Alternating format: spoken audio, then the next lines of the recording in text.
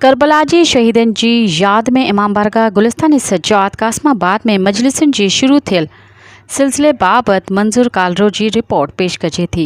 दीन इस्लाम जी शुरू थींदड़ हिजरी साल जे पहिरें महीने मुहर्रम हराम जे सिलसिले में करबला जे मज़लूम शहीदन सां मोहब्बतुनि भरियन यादुनि जे सिलसिले जी कड़ी मजलिस अज़ा जा इंतज़ाम ॿियनि शहरनि ॻोठनि ऐं वसंदियुनि वांगुरु जामे मस्जिद ऐं इमाम बारगाह गुलिस्तान सज्जाद कासमाबाद हैदराबाद में भी रिवायती अशरा मजालिस जो सिलसिलो हिन साल भी शुरू थी वियो आहे।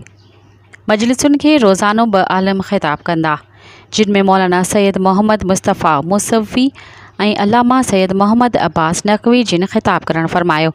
जिन त मजलिस खां अॻु हदीसे किस्सा मौलाना इरफान अली चांग तिलावत फरमाई। स्टेज सेक्रेटरी जा फ़राइज़ ज़वार ग़ुलाम अब्बास मेंबड़ शानदार अंदाज़ सां अदा किया। मजलिस जे आख़िर में नोहा पढ़ी मातमदारी कई वई।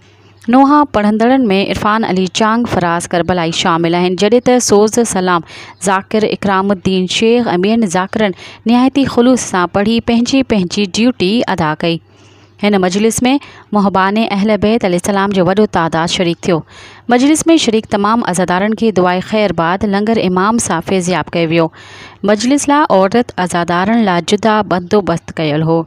स्काउट नज़्मो ज़ब्त सां पंहिंजा फ़र्ज़ बख़ूबी अदा कया।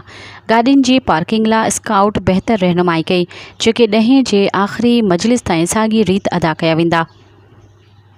समूरी कासमाबाद जे मुख्य रस्तनि चौबाटनि घटियुनि कॉलोनियुनि ऐं इमाम बारगाहुनि जे अॻियां शिया मकतब फ़िक़्ह समेत केतिरनि ई सुन्नी भाइरनि तरफ़ां सबीले इमाम हुसैन अलैहिस्सलाम जा ख़ुसूसी इंतज़ाम कंदे ॾिसजनि था। इंसान को बेदार तो हो लेने दो, हर कौम पुकारेगी हमारे हैं हुसैन।